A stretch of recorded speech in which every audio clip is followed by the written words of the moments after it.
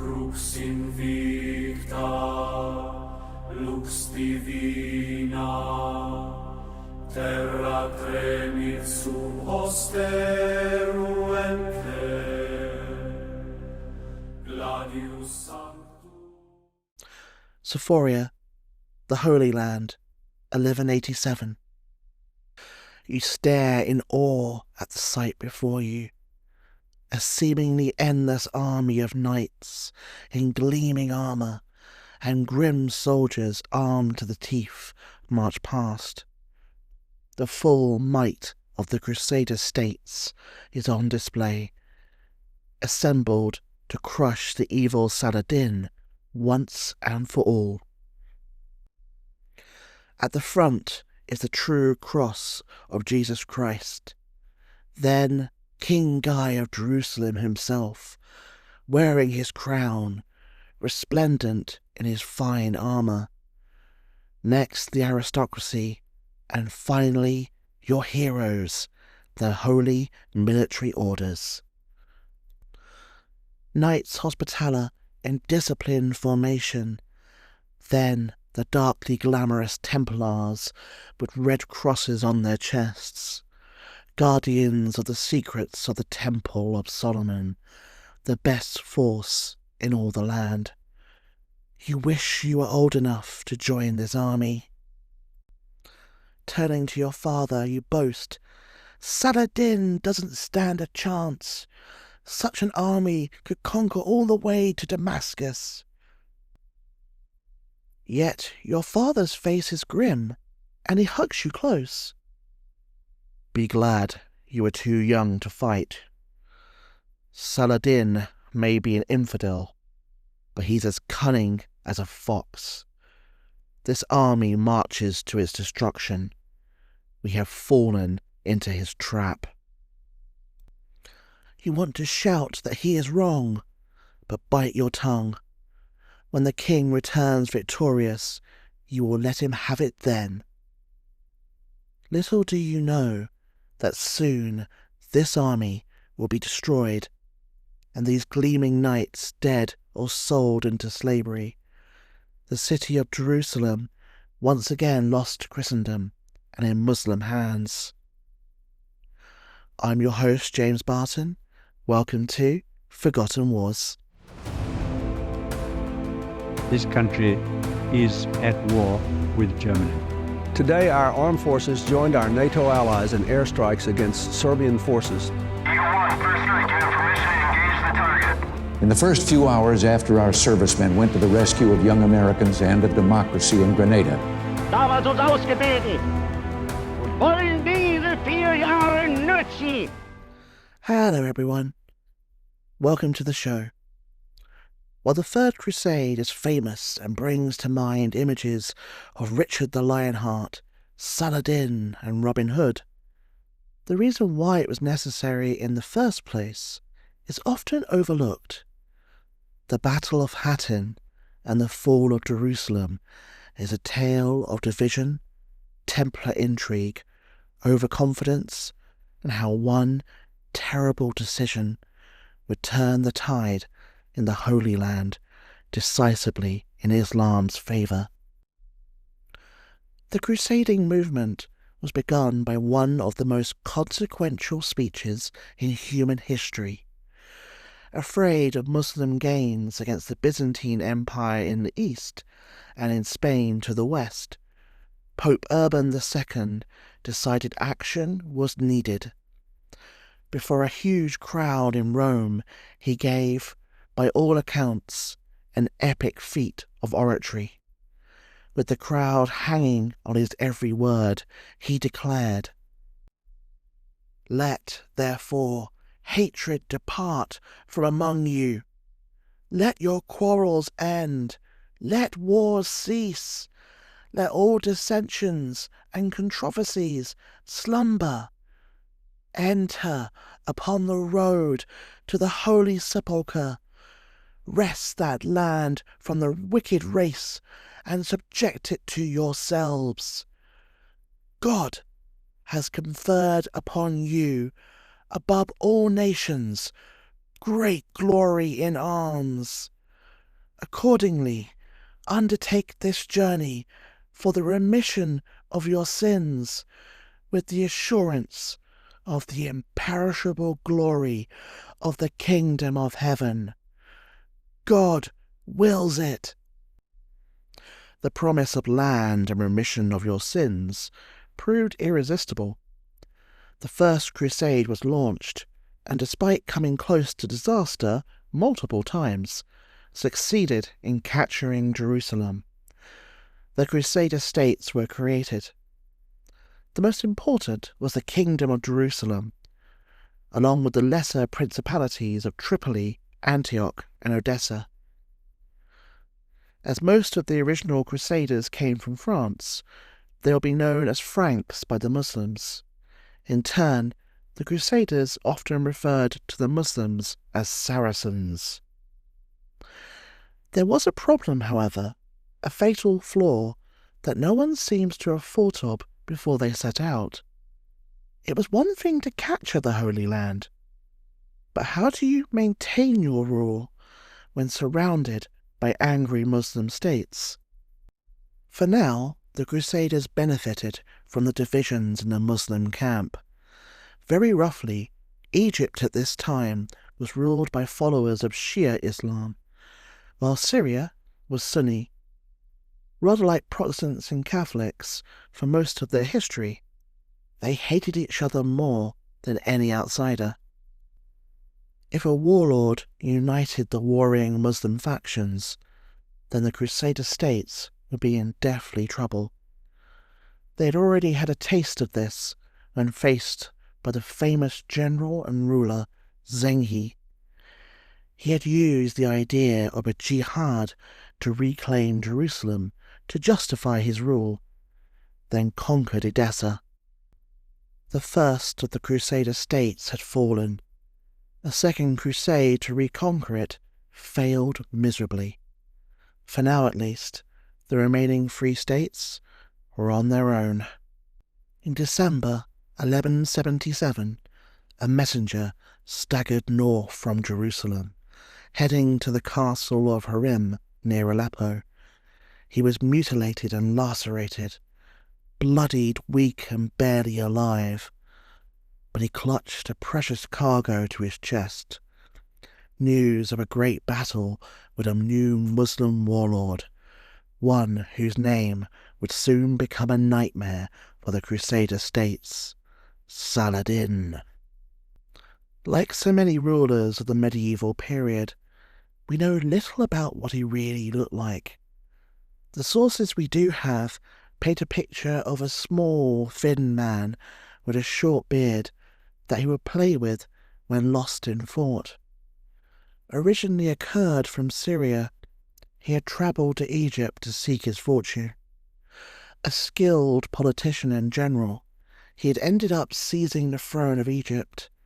A patient man, he had slowly, over 13 years, brought Syria under his control. Having united the Muslim areas around the Crusader states, he was free to turn his eyes towards Jerusalem, the greatest prize of all. This was his first probe as his men marched on Jerusalem, burning and pillaging as they went. Saladin had made a rare mistake, however. He wasn't expecting much resistance, so his men didn't remain together. They fanned out across the countryside. Distracted by their looting, they were completely surprised as heavily armoured Frankish cavalry appeared, seemingly out of nowhere. At their head was the True Cross and the Templars. The Battle of Montgisard was about to begin.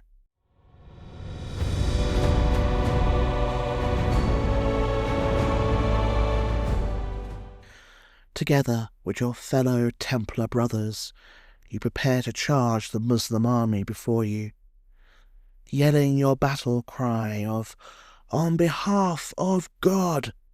As one you thunder across the battlefield. The panicked Saracens frantically try to get into some kind of battle formation. It is too late as you smash into their massed ranks. It is a hard fight. A scimitar barely misses your head as you turn and run through a Saracen. Then you see them, dressed in yellow, the elite Mamluk bodyguards of Saladin. They are a match even for a Templar, the last to leave a battlefield, fanatically loyal. Your sword rings with battle as you clash with one of them. It's a battle to the death, neither of you giving an inch. He wounds your arm, but a lucky thrust finishes the fight. The Saracens begin to flee. Victory is yours today. Saladin was forced to flee back to Egypt by camel. Only 10% of his army remained. This defeat was arguably just as terrible as the upcoming Battle of Hattin was for the Crusader States. Yet Saladin had greater resources in this struggle. He could raise another army. He would lick his wounds for now. Then the war would begin again. Despite this defeat, Saladin knew he faced a much weakened Kingdom of Jerusalem. Medieval states only worked if the king was capable. If they weren't, overmighty barons, faction and civil war soon followed.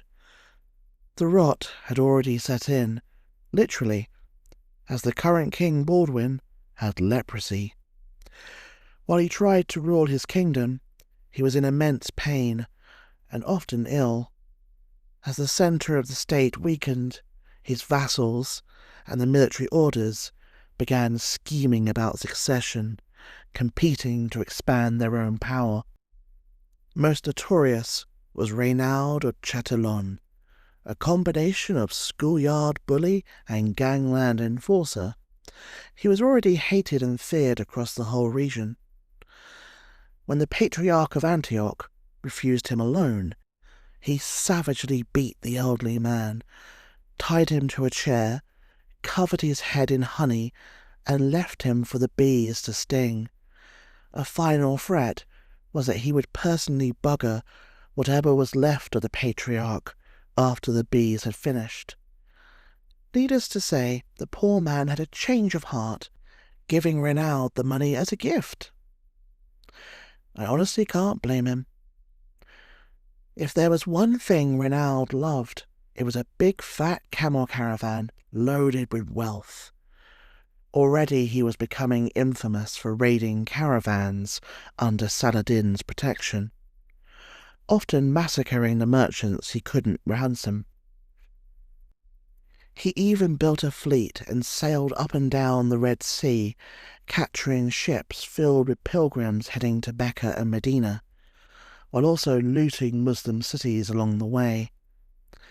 He even threatened the Muslim holy cities, something for which Saladin never forgave him. While some historians praise him as the only crusader willing to take the fight to the Saracens, his aggression and cruelty always backfired in the long term. His activities actually helped Saladin to unify the Muslim world. In the end, his lust for loot and blood would eventually doom the entire kingdom. I have mentioned the Templars a number of times already, so let's do a quick summary of who they were. The poor fellow soldiers of Christ and of the Temple of Solomon, such a mouthful they shortened it down to Knights Templar, were a military holy order, armed monks sworn to defend the Crusader States and pilgrims visiting the holy sites. Essentially, they were the standing army of the kingdom and its best troops. They got the name Templars as they were based in the Temple Mount in Jerusalem. Like most Praetorian Guards throughout history, however, they needed a short leash.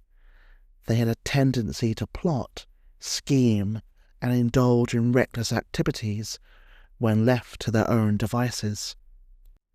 And that was precisely what they were doing now. They had bullied Baldwin into agreeing to let them build a castle near the River Jordan, at a point called Jacob's Ford. Significant for religious reasons, it was also a key artery of trade along the famous Silk Road. A castle built here would allow them to dominate the trade route and collect rich rewards. Whether a crusade or a jihad, commercial matters often came a very close second to religion when fighting in the name of God. Saladin knew what they were doing and couldn't stand for it. After an offer to demolish the castle for 60,000 dinars was ignored, the war was back on. He raised a huge army and besieged the Templars in their unfinished castle. King Baldwin marched from Jerusalem with a relief army, but disaster followed. The mounted knights, in their enthusiasm, rode far ahead of the foot-slogging infantry. Coming across some Muslim troops plundering, they chased them, only to then run into the full army of Saladin. With the tables turned, they fled for their lives. Most were killed or taken captive. Saladin's prisoners included the masters of the Templar and Hospitaller orders, and Balian of Ibelin, the highest-ranking Frank after the king. They would spend years in Saladin's dungeons, until eventually being ransomed for huge sums. Their loss was a devastating blow for an already fragile kingdom. With the relief mission in chaos, the Muslims stormed the offending castle after bitter fighting, slaughtering the garrison and demolishing it completely. Both sides had suffered a bad defeat and a great victory. Now they needed time to recover. A truce was temporarily formed, and peace, of a sort, returned to the Holy Land. It was none too soon, as the crisis of leadership at the heart of the Kingdom of Jerusalem was getting worse. Baldwin's leprosy was progressing, and he was struggling to rule. Insiders were increasingly worried about a shaky hand on the tiller, and power battles raged behind the scenes about a possible succession. Trying to end the instability, Baldwin made a terrible error. He named another Baldwin, this time his 7-year-old nephew, by his sister Sibylla, co-monarch. The Baldwin and Baldwin show was on the road, one sick and one a child, in a society that hated weakness in their kings. What could go wrong? Just about everything. Far from solving the issue of succession, he had just thrown a hand grenade into Crusader politics. The younger Baldwin obviously couldn't rule on his own if the older Baldwin died. Instead, his stepfather, Guy of Lusignan, would be regent and rule the land in his name. This was a problem, however. Many powerful people hated Guy.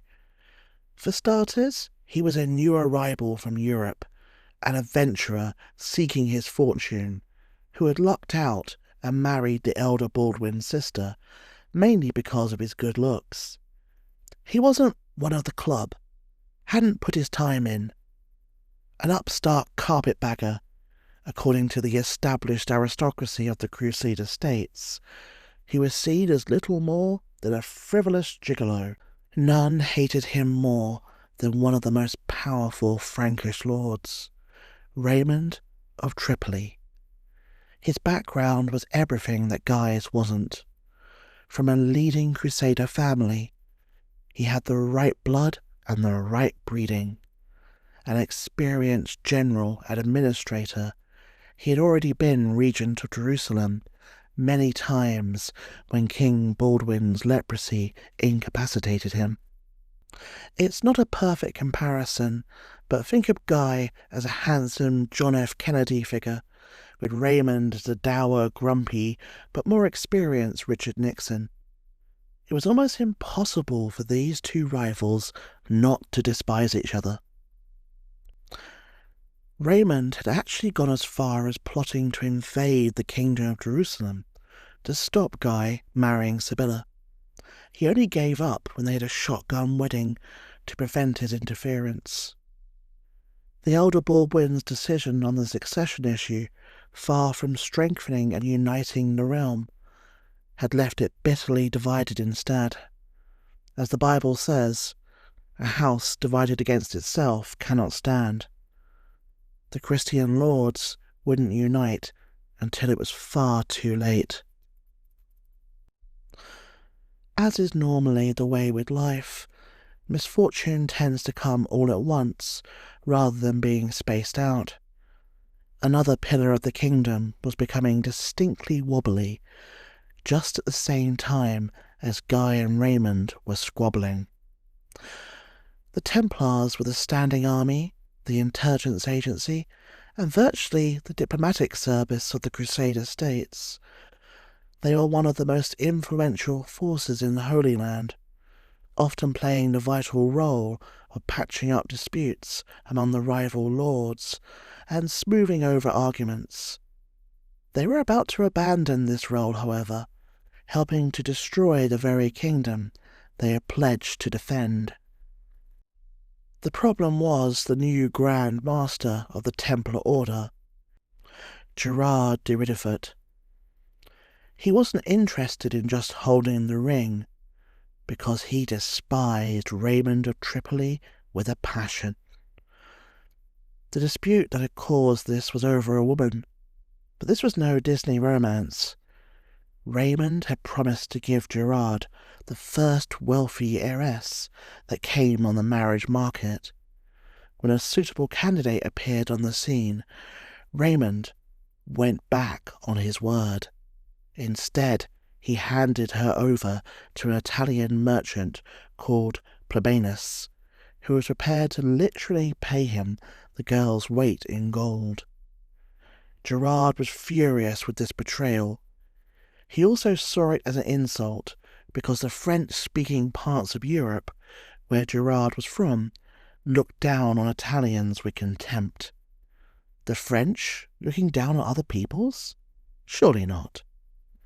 In a fit of pique, he joined the Templars and soon became their leader. As well as his feud with Raymond, he brought other negative qualities with him. In the words of one contemporary, he was a grudge-bearing hothead who encouraged others to share his own rash inclinations, and went on to lead many good soldiers to their deaths. I know I have thrown around a lot of names so far. Let's do a quick summary. Raymond of Tripoli is the establishment man, who hates Guy the Gigolo and future king of Jerusalem, who hates him right back.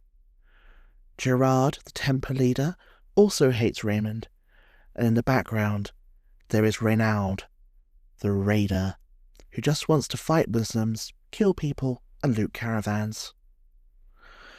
Saladin invaded again in 1183, but the Franks skillfully played on the fact that his supply lines were dangerously stretched. He couldn't keep his vast army in the field forever. He desperately needed a battle. Instead, they waited him out, refusing battle, turning his logistical problems into a nightmare. A frustrated Saladin withdrew. This should have been a triumph for Guy, who was actually regent during this invasion and recommended this very strategy. But Raymond leapt on Guy's supposed cowardice to discredit his rival. A real Frankish lord, after all, would have sought battle and won, like the manly men of old who originally conquered Jerusalem, not cowering behind castle battlements until the Saracens retreated. Being called a coward was a grave insult in this culture. After this, Guy would feel a need to prove himself, to prove he was just like the warrior kings of old. That was a dangerous psychological need to have when Saladin was your opponent. If all this wasn't bad enough, more misfortune befell the kingdom. Baldwin the Elder died. Then less than a year later, Baldwin the Younger also died. The succession crisis was back with a vengeance. Did the lords put aside their personal quarrels in this moment of grave crisis, with Saladin breathing down their necks? Nope. This was a chance to squabble like children in a playground, just with much higher stakes. The race was on to seize power. Guy and Sibylla struck first, and they had an ally in Gerard. He had not forgiven Raymond for selling his intended bride right out from under his nose, and as Templar Grand Master, he would play a major role in any coronation. The Patriarch of Jerusalem, Heraclius, was convinced to elevate Sibylla to the throne. When I say convinced, it was more like he was threatened with a personal visit from Reynald, he of the bees and honey torture fame. Even with Heraclius towing the line, for the coup to work, Sibylla had to lay her hands on the sacred treasure required for her coronation. The treasury containing the royal jewels and regalia of Jerusalem could only be opened using 3 separate keys at exactly the same time. This really reminded me of Tomb Raider or Indiana Jones. One was held by the Patriarch, another by the Templar Grand Master, and the last by the Grand Master of the Knights Hospitaller. The first 2 keys were already in the bag. The third was a problem. The Hospitallers were the second biggest holy military order in the whole kingdom. Founded by an Italian merchant to run a hospital in Jerusalem for pilgrims, they'd evolved into a military order as well. Gerard paid their Grand Master a personal visit, haranguing him in a public courtyard to join the coup and hand over his key. When he refused, Gerard began beating him around the head. To escape the enraged Templar, he threw his key into the courtyard and fled. With the 3 keys in their possession, Sibylla made a token gesture to her enemies. She would divorce Guy and pick another husband of her choosing. Her coronation would be unforgettable, for all the wrong reasons.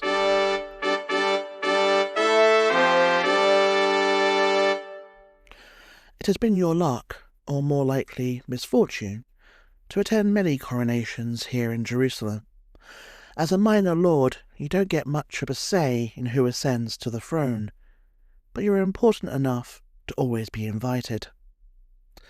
The atmosphere at this one is unique, however, gloomy and fearful. The Patriarch Heraclius is pale and keeps throwing fearful looks at Reynald, who smiles sinisterly at him. So that's how they got to the Patriarch. Foolish of Guy and Sibylla to trust such a man. He cares only for blood and gold. Sibylla is the one being crowned, yet it doesn't feel like she is centre stage, even when the crown is placed on her head. Instead, it's Gerard, a self-satisfied smirk upon his face, who is the focus. The Patriarch says, "Queen Sibylla, who will you pick as your new husband?" You are horrified when she summons Guy to kneel before her and places a crown on his head. It had all been agreed. She would divorce Guy and pick someone else. This is madness. She is risking civil war. Angry muttering echoes around the church, silenced only by a glare from Gerard. Almost possessively, he puts his own hand on Guy's crown and helps settle it on his head. As he does so, You can hear him mutter with satisfaction, "This crown is well worth the marriage of Bertrand." That fool. Bertrand was the name of the bride Raymond gave to someone else. Is that why he orchestrated this farce? His pride will be the death of him, maybe even of the kingdom itself. The coronation was meant to be a holy affair, but God certainly seemed absent from this one. Guy and Sibylla had their crowns and been able to stay married. Their coup had worked, but it had been at a heavy cost. They were now very reliant on dangerous men such as Gerard, or to a lesser extent, Reynald. While they weren't puppets, they had little choice but to listen to the advice of those who had put them on the throne, and both men were among the most aggressive hawks at court. Violence was the only answer towards either Islam or internal foes. It would be a deadly combination. The kingdom seemed to be hurtling towards either disintegration or civil war. In his fury at Guy's coup, Raymond had taken the defiant, near senseless step of making a personal truce with Saladin, allowing him to march troops over his territory in return for protection from Guy. Saladin was only too happy to take advantage of the Christian squabbles. Meanwhile, Gerard was spoiling for a fight. He had been begging Guy to let him attack the rebel Raymond, but had been denied. The fuming Templar had instead been ordered to a peace conference between the warring factions. Maybe it was this pent-up aggression that was responsible for the disaster that happened next. He learned that 7,000 of Saladin's troops were crossing Raymond's lands. All thought of attending the peace conference flew from his mind. Instead, he dragged all of his travelling companions to chase down the Saracens. This seems reasonable. He was just protecting the kingdom, as was his job, right?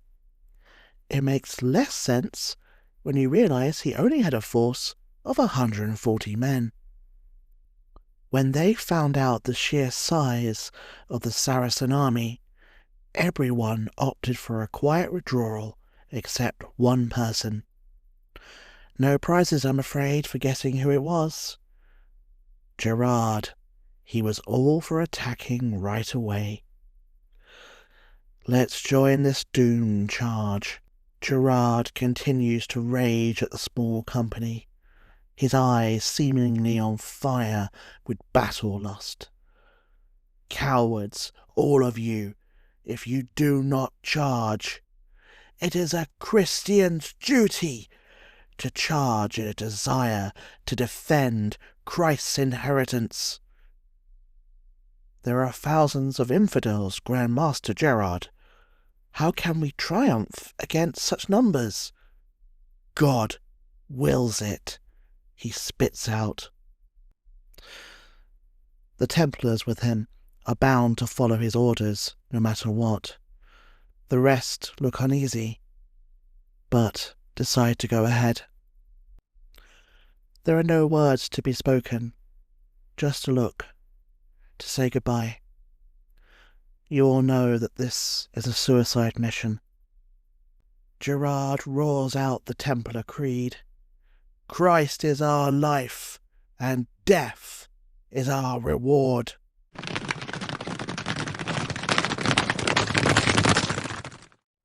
As your horses pound across the battlefield, the Saracen army appears like an endless horde. Their arrows darken the sky. The Templar next to you screams as an arrow pierces his throat.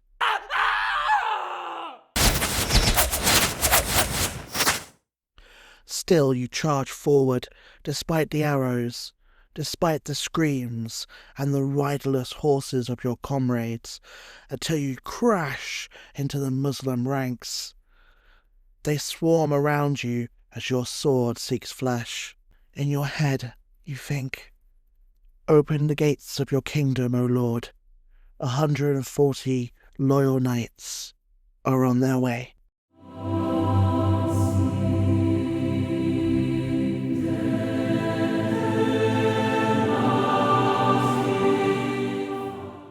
The Battle of Cresson was an utter disaster. Over 60 Franks were killed.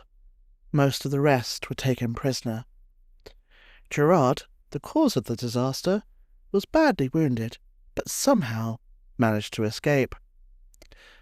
The Grand Master of the Knights Hospitaller wasn't so lucky. He was caught and then beheaded. As Saladin's men retreated, they bore the heads of dozens of dead Templars before them on their lances. It would enter Templar legend as a heroic charge, but in reality, it was utterly unnecessary, a futile fight caused by one man's lust for battle.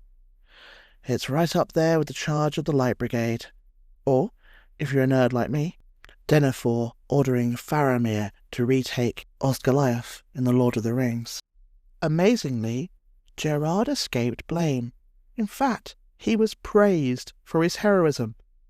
Instead, everybody blamed Raymond because of his truce with Saladin. It does feel like the Crusaders had a death wish by this point.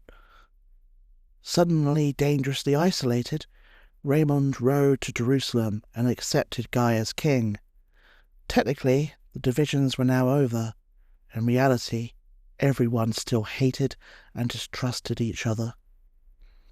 Saladin was getting increasingly bold.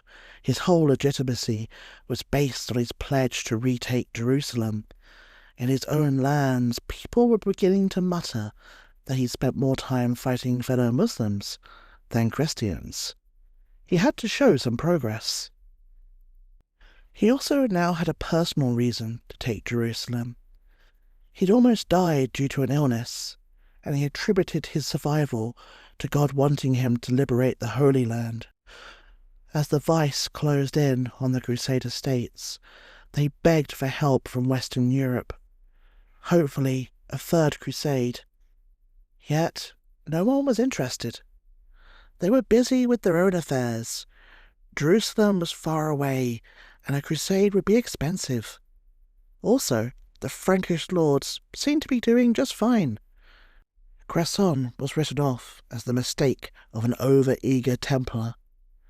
Not until after the disaster of Hattin would any help arrive. Seemingly determined to catch up with Gerard in the incompetent stakes, Renaud now made a huge error. He spotted a wealthy caravan loaded with spices and luxury goods, and the temptation was too much. He seized it, and the merchants were taken prisoner to be ransomed. Saladin demanded compensation, but Renaud effectively stuck his fingers in his ears and ignored him. He even refused a direct order from King Guy, arrogantly declaring that he was the lord of his land, just as Guy was lord of his, and he had no truces with the Saracens. That's what happens when a lord feels he is the one who put you on the throne. A furious Saladin prepared for war. This wouldn't be a raid or an exploratory expedition. This would be a jihad, an all-out war to exterminate the Crusader States once and for all. He even pledged that he would personally kill Renaud. On Friday the 27th of June, 1187, Saladin crossed the River Jordan with 30,000 men at his back, raised from every corner of his empire. Faced with this existential threat, King Guy called on every able-bodied Christian man in the East to take up arms and join him in defending the kingdom. Castles were stripped of their defenders, the military orders were almost fully committed, and thousands of mercenaries hired. Interestingly, The money to pay for this vast enterprise came from England, though in a roundabout way. King Henry II of England, he of "Who will rid me of this troublesome priest" fame, had been forced to pay a vast fine for his role in the murder of the Archbishop of Canterbury, Thomas Becket. It was this payment that was funding the Crusader war effort. Even then, our tax money was being spent on dubious enterprises. All told, Guy's army probably numbered at least 20,000 men, of whom 1,200 were knights, including several hundred white-mantled Templars. They mustered at the secure base of Sephoria to debate strategy. The fate of the Holy Land now rested on King Guy. What would he decide to do, and to which advisor would he listen? We will leave the mighty armies here for now. In our next episode, the long-awaited epic clash between Saladin and the Crusader States unfolds. A kingdom will be won and lost, legends will be made, and scores will be settled. Thanks for listening. If you enjoyed the podcast, please like, subscribe, leave a review, or tell a friend. See you next time for more Forgotten Wars.